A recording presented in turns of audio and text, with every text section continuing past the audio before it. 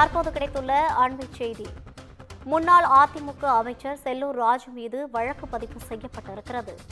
மதுரையில் அனுமதியின்றி அதிமுக சார்பில் தென்னை பிரச்சாரம் நடத்திய முன்னாள் அமைச்சர் செல்லூர் ராஜு மீது வழக்கு பதிவு செய்யப்பட்டுள்ளது.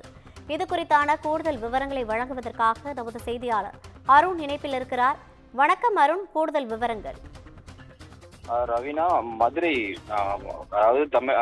அதிமுகவுடைய கழக அம்மா பேரவை சார்பில் மாநிலம் முழுவதும் தமிழ்நாடு முழுவதும் தென்னை பிரச்சாரம் செய்வதற்காக அறிவுறுத்தப்பட்ட நிலையில் நேற்றைய தினம் மதுரை மாநகர் மாவட்ட கழக அம்மா பேரவை சார்பில் மதுரை மேற்கு சட்டமன்ற தொகுதிக்குட்பட்ட ஜெயின்புரம் பகுதியில் அதிமுக சார்பில் தென்னை பிரச்சாரம் ஏற்பாடு செய்யப்பட்டது. இந்த விழாவில் முன்னாள் கூட்டுறவுத்துறை அமைச்சராக இருக்கக்கூடிய செல்லூர் ராஜு நேற்று பங்கேற்றார். இந்த நிலையில் அனுமதியின்றி, அதாவது தென்னை பிரச்சாரம் செய்வதற்கு அனுமதி வழங்கப்பட்ட நிலையில் மேடை அமைப்பதற்கான அனுமதியானது வழங்கப்படவில்லை.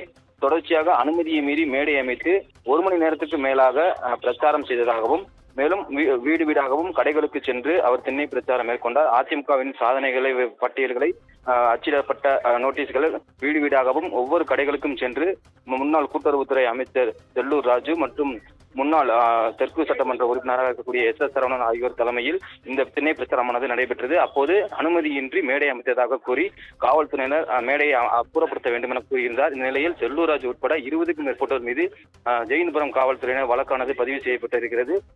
மேலும் இந்த 4 பிரிவின் கீழ் அவர் மீது வழக்கானது போடப்பட்டிருக்கிறது. அனுமதியை மீறி மேடை அமைத்தல் மற்றும் பட்டாசு வெடித்தல், பொது போக்குவரத்துக்கு இடையூறு விளைவித்தல், அதிக மொழி எழுப்பி மேடை பேச்சு நடைபெற்றுதல் உள்ளிட்ட 4 பிரிவின் கீழ் அவர் மீது வழக்கானது பதியப்பட்டு இருக்கிறது.